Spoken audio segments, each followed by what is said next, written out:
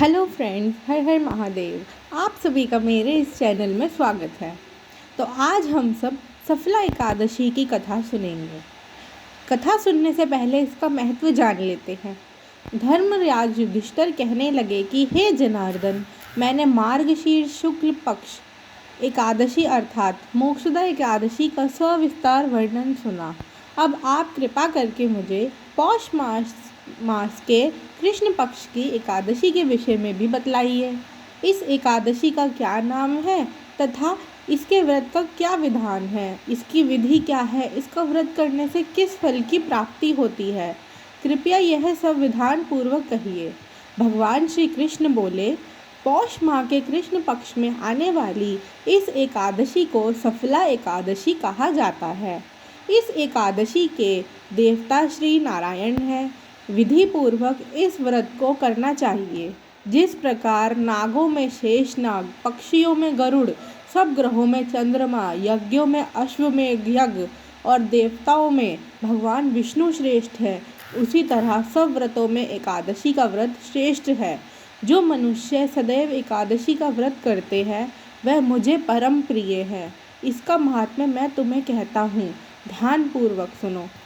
भक्त वत्सल भगवान श्री कृष्ण कहने लगे कि धर्मराज, मैं तुम्हारे स्नेह के कारण तुमसे कहता हूँ कि एकादशी व्रत के अतिरिक्त मैं अधिक से अधिक दक्षिणा पाने वाले यज्ञ से भी प्रसन्न नहीं होता हूँ।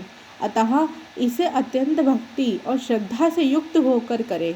हे राजन, द्वादशी युक्त पौष कृष्ण एकादशी की कथा महात्म्य तुम एकाग्रचित होकर सुनो।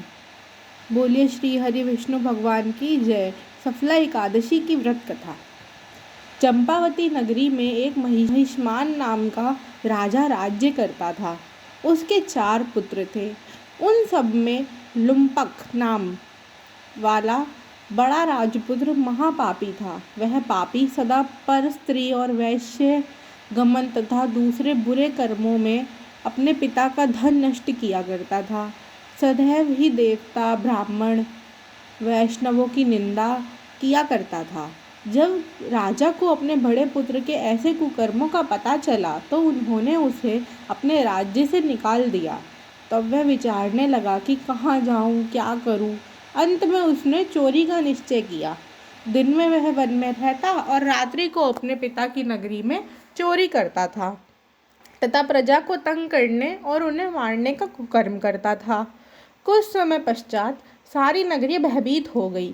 वह वन में रहकर पशु आदि को मारकर खाने लगा।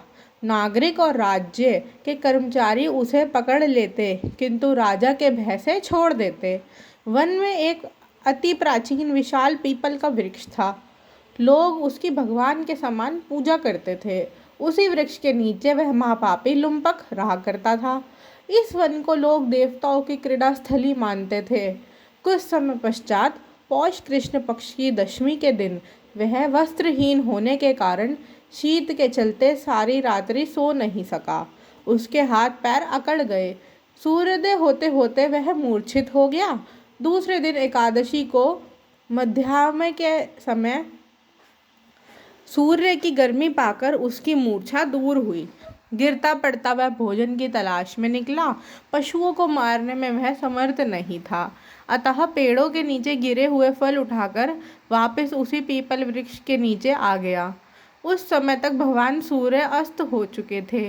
वृक्ष के नीचे फल रख कर कहने लगा, हे भगवान, अब आपके ही अर्पण है ये फल, आप ही तृप्त हो जाइए।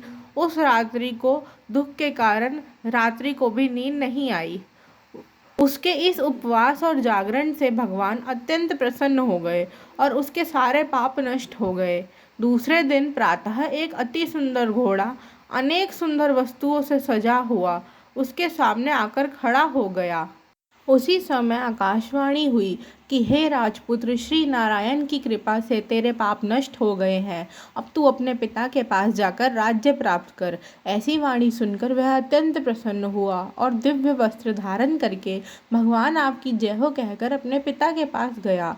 उसके पिता ने प्रसन्न होकर उसे समस्त राज्य का भार सौंप दिया और स्वयं वन में रास्ते चला गया। अब लुम्पक शास्त्रानुसार राज्य करने लगा उसकी स्त्री पुत्र आदि सारा कुटुंब भगवान नारायण के परम भक्त बन गए। वृद्ध होने पर वह भी अपने पुत्र को राज का भार सौंपकर वन में तपस्या करने चला गया और अंत समय में वैकुंठ को प्राप्त हुआ। अतः जो मनुष्य इस परम पवित्र सफला एकादशी व्रत का अनुष्ठान करते हैं उसे अंत में मुक्ति मिलती है।